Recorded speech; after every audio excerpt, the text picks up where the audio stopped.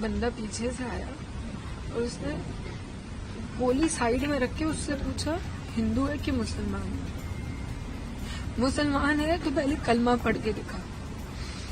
जैसे हमें पता ही नहीं, हम पीछे पलट के देखे हो क्या रहा है, हम उसकी तरफ स्माइल करके पूछे भैया क्या हुआ, कह रहे हिंदू है मुसलमान। मैंने कहा हिंदू, मार दिया।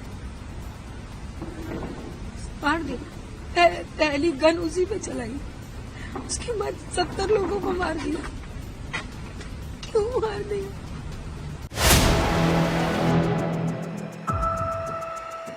पहलगाम में हुए आतंकी हमले में कानपुर के शुभम द्विवेदी ने भी अपनी जान गंवा दी। इस आतंकी हमले के बाद पहली बार शुभम की पत्नी ऐशन्या मीडिया के सामने आई।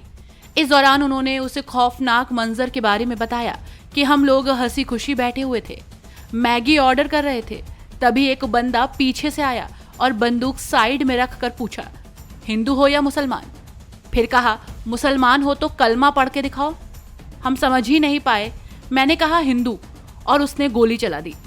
पहली गोली शुभम को मारी गई। और मैं और शुभम बैठ के मैगी खाने जा रहे थे। शाम भी मेरी बहन थोड़ा दूर बैठी थी और पापा मेरे वॉशरूम में थे। उतनी देर में एक बंदा पीछे से आया और उसने गोली साइड में रख के उससे पूछा हिंदू है कि मुसलमान है। मुसलमान है तो पहले कलमा पढ़ के दिखा। जैसे हमें पता ही नहीं, हम पीछे पलट के देखे हो क्या रहा है, हम उसकी तरफ स्माइल करके पूछे भैया क्या हुआ, कह रहे हिंदू है मुसलमान। मैंने कहा हिंदू, मार दिया। पहली गन उसी पे चलाई, उसके बाद 70 लोगों को मार दिया। क्यों मार दिया? हिंदू मुसलमान पड़ हुआ है, बंदी को मार।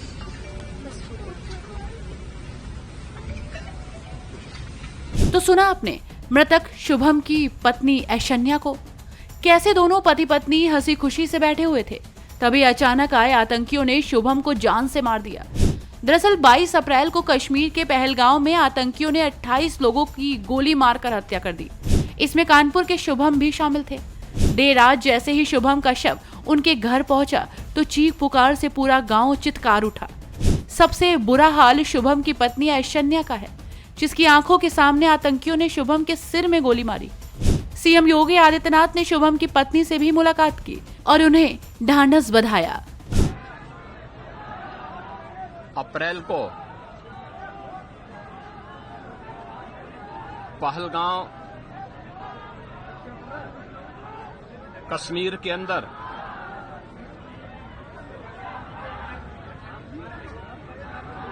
पर्यटकों के साथ जो आतंकी हमला हुआ है,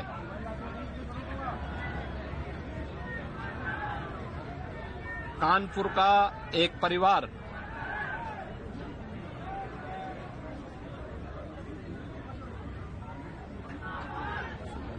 भी उस आतंकी हमला का शिकार यहां का एक नौजवान हुआ।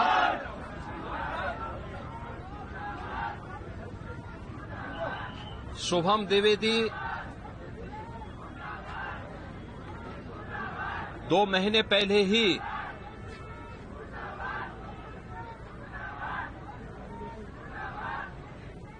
जिसकी शादी संपन्न हुई थी,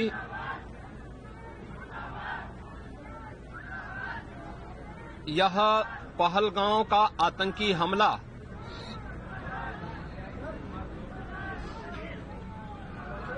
यह एक क्रूर, बीभत्स,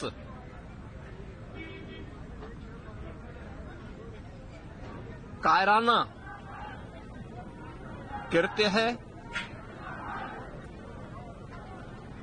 न केवल देश ने बल्कि दुनिया के हर सभ्य समाज ने इस घटना की निंदा की है। ये घटना बताती है कि आतंकवाद अब अपनी अंतिम श्वास ले रहा है। निर्दोष पर्यटकों पर हमला जाति और धर्म पूछ करके बहन बेटियों के सामने उनके सिंदूर को उजाड़ा जाए, यह